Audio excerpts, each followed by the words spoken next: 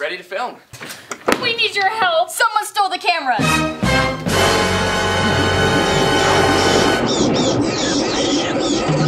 Scooby-Dooby-Doo, where are you?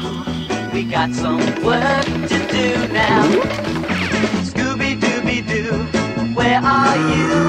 We need some help from you now. Come on, Scooby-Doo, I see you.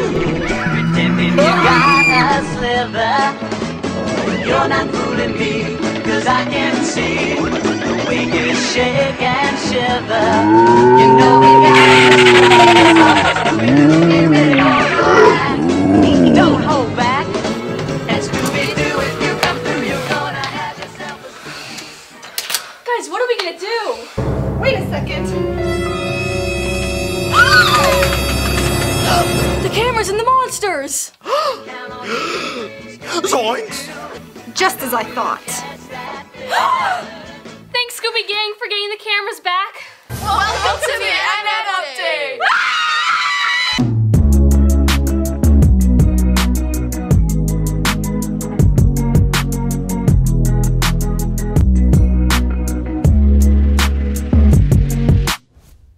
Good morning, New North, and welcome to this year's first NN Update. I'm Isabella Dugan. And I'm Savannah Bond. Thanks to the Scooby Gang, we're back this year to provide you with more stories from around our community. Clearly, we love Halloween here in Newton, but there's one city that takes spookiness to a whole other level. Reporter Molly Morrison traveled to Salem, Massachusetts to explore the city's tricks and treats. With unique shops lining the streets, spooky decorations in every store, and a tour group on every corner, Salem, Massachusetts sees visitors from all over the world. It's most well known for its haunted history, being the location of the Salem witch trials in the late 1600s. Its distinctive Halloween attractions draw the most amount of foot traffic during the fall months. Beth Crowley, owner of Witch City Walking Tours, notices the increase of her tour's popularity in the fall. I find every year we're busier than we were before. There are times when we might do one tour in a day, where this time of year we have 35 tours in a day. Diane Smith, a Salem resident and the head of archives at the First Church in Salem, also observes the rising number of tourists during the Halloween season every year. If you ride through the city of Salem, and if you come here in October, already we have so much traffic. We have people walking around in costume, and that's a part of our tradition that has evolved over the years, and it's fun and it's interesting, but it's also got its anchor in something very unpleasant. With all of the tourism during the Halloween season, it can become difficult for locals to go about their daily lives. The extreme amount of people and traffic can make it almost impossible to get around. Not only does the church welcome members weekly, but it's also a popular tour stop because of its involvement in the witch trials. There was a group of about 25 people sitting on the steps of the church. So they are oblivious to the fact that it's a real church, that we're people running our own initiatives and our own things in this building, and not just here, but in so many locations in Salem. Although tourism can create some difficulties for the locals and local businesses, it also promotes education about the important history of Salem. Both Diane and Beth believe strongly in teaching people about Salem's past. So there's a lot of ghost tours. We don't actually market as a ghost tour. What we do is say this is one of the more comprehensive city tours of Salem. I think it actually is a great way for us to share our love of the history and our culture here. So when people come here and they know it's a tourist destination, they don't realize that it was not just the Salem witch trials. We see evidence that history repeats itself, but we do believe that educating people, owning the truth, speaking the truth, it takes a lot of courage sometimes, but that is the only weapon we have against ignorance. Many of Salem's visitors don't realize the weight of Salem's past and how important it is to preserve the history. Salem's tourism plays an important part in bringing in people from all over the world to learn together as well as enjoy the Halloween season. I'm pretty proud of this city that we can do this, that we pull it off every single year. It gets bigger and bigger, and that we are open. I mean, part of it is, of course, the city's making money and the merchants are making money, but it's going to happen anyway, right? It's more than that. It's the willingness to allow the world into a very special place. We think this is a great place, and we love Salem, and to sharing it with other people, I think it's the coolest thing since peanut butter, but that's just me. Hopefully, Salem's unique Halloween traditions can continue on for many years to come. For NNTV, this is Molly Morrison. I see how Halloween tourism could be a true double-edged sword for the people of Salem. I, for one, cannot wait for Halloween. Isabella, what are you dressing as this year? I'm going as Taylor Swift, and I'm wearing one of her Eras Tours outfits. I really want to see her concert movie at the West Newton Cinema, but I might have to go soon because the cinema might become a blank space. I mean, I knew there was trouble when I walked in. Savannah Bond has that story. The West Newton Cinema, a landmark in the Newton community since the 1930s, has been owned by David Bramante for the last 45 years. Fueled by a passion for movies and popcorn, David has been working non-stop to keep customers happy and the cinema running like a well-oiled machine.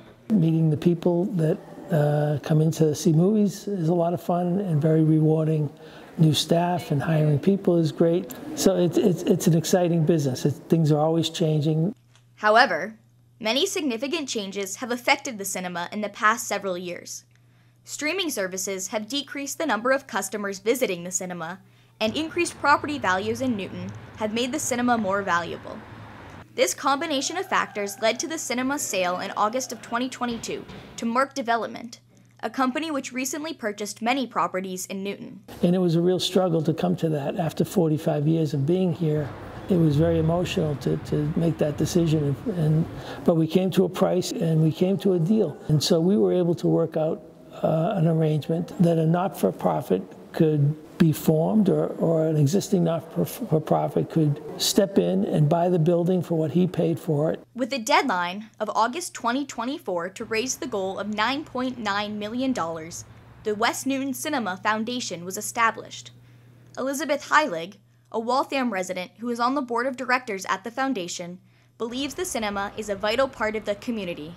The vision which the foundation has is not just to keep it open in its current form, but to really try to reimagine it as a center for film and also perhaps live theater or even live music, if that's what the community wants. So what we want to see from the community is to get as many donors as we can to show that people really care.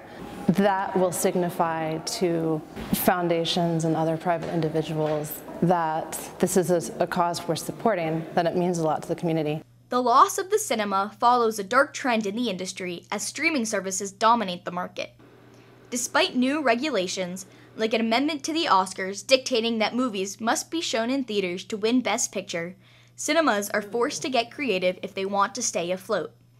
I was talking to a veteran, a cinema veteran, the other day. I was at a screening. I ran into him, and he said, he asked me, how's it going? And I told him, we're working on it and going ahead. And he said, well, good luck. I said, yeah, it's been a big part of my life.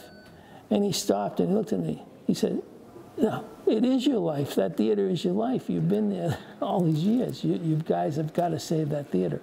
So I'm hoping for the best. For more information on the Cinema Foundation or to donate, visit wncfoundation.org. For NNTV, this is Savannah Bond. Great job, Savannah. Thanks. Keeping the cinema alive is definitely a cause worth fighting for. This has been a busy start to the school year in TV media arts. On October 4th, our Major 1s and Major 3s were invited to attend the Massachusetts Department of Transportation's Moving Together Luncheon and Award Ceremony. For the third year in a row, NNTV has come in first place for their roadway safety video contest. This year, participants made a PSA on one of the two new Massachusetts laws, the first being drivers must keep 4 feet passing distance from vulnerable users, and the other is that all bikes are required to have a white light in the front and a red light in the back. Major 1s Micah, Rishi, William, and Major 3s Louise and Isabella chose the first prompt for their award-winning PSA. 4 feet.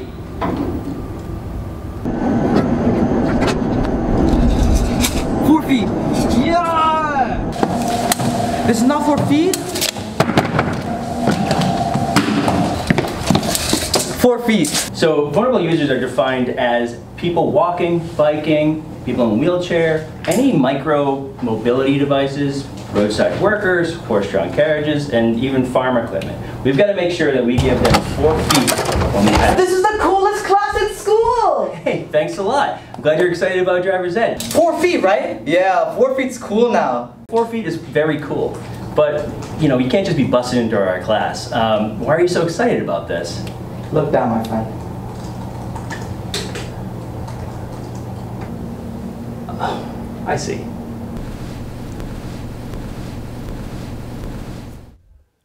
That was so much fun to produce. I hope it helps to keep our vulnerable users safe. Currently at Newton North, 145 bikes are not in compliance with this law. As daylight savings time approaches, it is vital for your safety that your bike is properly lit. Similarly, safety was a major motivation for the installment of permanent lights on the multi-purpose field. These 80 feet tall lights are the most noticeable change to our school community, but other factors such as the school budget and teacher contracts remain unresolved. We turn to Isabella Dugan for all the details on the current climate in the school district. A year and a half ago, the Newton Parks and Recs Department secured the funding for permanent lights. Construction was intended to finish before the start of the school year. However, due to the discovery of buried asbestos from the old building in the desired location of the fourth fixture and a water pipe breaking, the community has been forced to wait, and temporary lights have once again been rented for all-night games. Michael Jackson, Newton North's athletic director, understands that with the 3:45 end time, the lights are a necessity for our athletes' safety. I do feel like for what we need in athletics, for all of our programs, from field hockey, from soccer to football, practices, games, like it's definitely the time for the lights. The portable lights did not dampen students' spirits during the first Friday Night Lights game. After the game, football coach Nicholas Capodilupo explained how he enjoyed watching his players and the student body come together. We'd obviously love to be in a position where we can have the real lights up instead of these ones, because these ones are tough, but I thought the student body showed up tonight. They were loud, they were into it, they were supportive. If it's going to make them excited, then it makes me excited.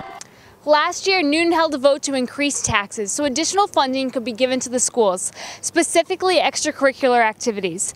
This override was not passed, leading to $100,000 being cut from the athletic department's budget. Just another challenge to Jackson being able to fight to get athletes what they need. So yeah, it's definitely a challenge to be able to function where, you had some money in one year and you don't in the other. We really didn't cut any team except boys gymnastics. And dance just having 2 seasons.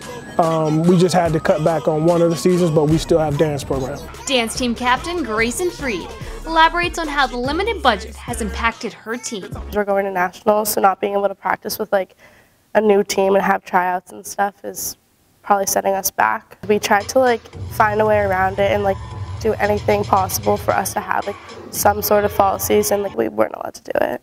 Football has one less coaching salary. Coach Capodilupo and his staff have decided that it is not in their players' best interest to lose a coach, so they have chosen to take pay cuts. I have a really hard-working staff that is willing to put in more hours than probably that they're paid for, and I'm pretty demanding in terms of their time. So our thing is just when the budget stuff happened, we couldn't give less to the kids just because we had less salary. That wasn't going to happen, so we just had to kind of find a way to make it work.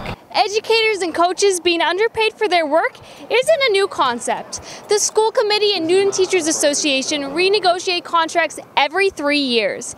As the two parties have been in disagreement since May, our educators have started the school year without contracts. Mike Slegelmouth, an English teacher at Newton North and a union representative, share the educators' perspectives on the proposed contracts. Educators need a fair contract that contains reasonable cost of living adjustments. Fortunately, that message is not being heard.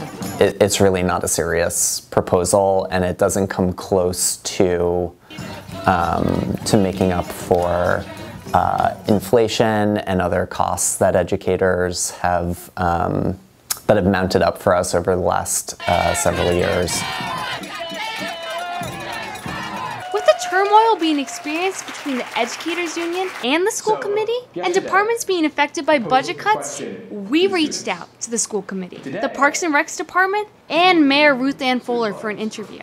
They have all declined to comment, despite the struggles with budgeting this year. To the best of their abilities, our educators and coaches continue to prioritize the well-being of students. I want to advocate to make sure that we can get what we need, and I want to make sure I hear our student athletes' voices to what they need. I think something that's really special about this district and about Newton North is there really is a sense that we all look out for each other, and I think that carries through when times are tough, like right now. On November 6th, the school committee and the NTA will reconvene at the Ed Center at 100 Walnut Street. All citizens are welcome to attend. For more information on the mayor's 2023-2024 school year budget and the NTA negotiations, please scan this QR code.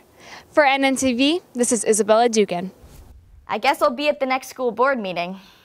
That's all for this episode. If you have your own stories to share, DM us on Instagram at Newton North TV. We look forward to hearing from you. From the NNTV crew, we wish you a happy Halloween, and we'll be back with more stories soon. See you next time.